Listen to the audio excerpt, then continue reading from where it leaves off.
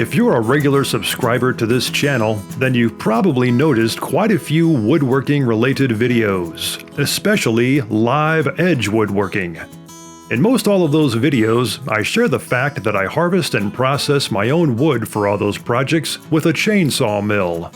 Harvesting your own lumber directly from nature is a fantastic way to spend quality time in the great outdoors, and it's all the more satisfying when you make something from wood that you processed yourself instead of just buying it from the store, which can get quite expensive. In this 7-part video series, I'll share with you an overview of chainsaw milling gear and techniques, which will hopefully give you some motivation to get started with milling yourself. I'll try to keep these videos to the usual length of around 3 minutes or so, but they might go a bit longer, so I hope you don't mind.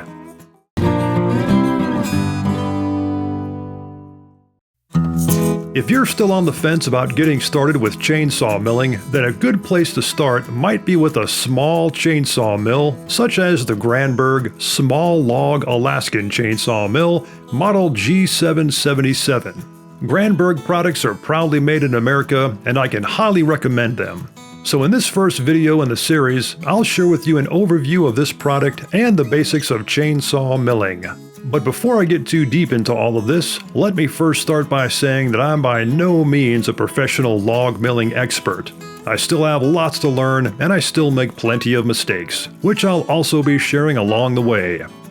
As you can see here, the Granberg Alaskan Small Log Mill comes nicely packaged, and it includes a detailed instruction manual. When it was all said and done, it took me about 15 minutes to put it together, and it all went quite easy. Now be sure to follow the instructions carefully in regard to the proper operation of your mill, as well as the safety features, and make sure that your chainsaw is well maintained and that it's powerful enough to handle milling in the first place. You can get more detailed information on all these topics at the Granberg website. It's also advisable to use a ripping chain with your milling efforts instead of a standard crosscut chain, as a ripping chain makes for smoother milling and also a smoother finish on your wood. So here we are at the milling site, about to slab out a nice red cedar tree that a friend of mine cut down recently. The first thing I'm doing here is to set up my homemade rail system so I get a nice, flat, level first cut, as that's very important so that all of your cuts after that will produce flat, level boards. Now Granberg makes several different rail systems, which are great if you're going to be doing a lot of this, but you can also make your own rail system out of some 2x4s or other scrap lumber, and another popular method is to use an old ladder. But the bottom line is that you want your first cut to be as flat and as level as possible.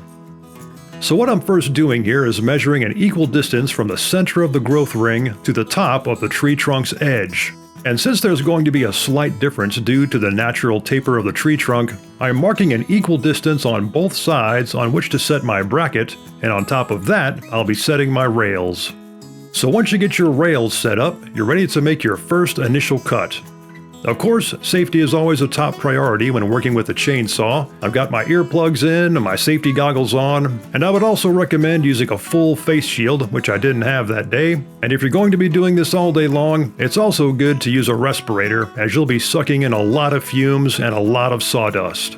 When you're all set up and ready to go, you want to start making your initial cut at about 45 degrees, and as you're cutting along, just take your time, go slow, and let your chainsaw do all the work. You don't want to put undue pressure on your saw or be in a big rush and overheat it. So here's my first completed cut. As you can see here, this red cedar is beautiful wood and it smells awesome. As you'll experience, it's so cool to see the inside of the tree when you make that first cut and open it up.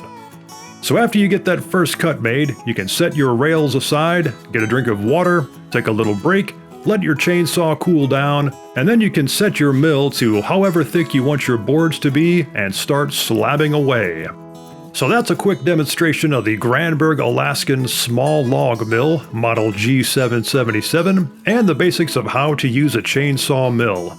I'll leave a link in the video description below if you'd like to get one of these mills for yourself, and I'll also leave a link to Granberg's website for you to learn more.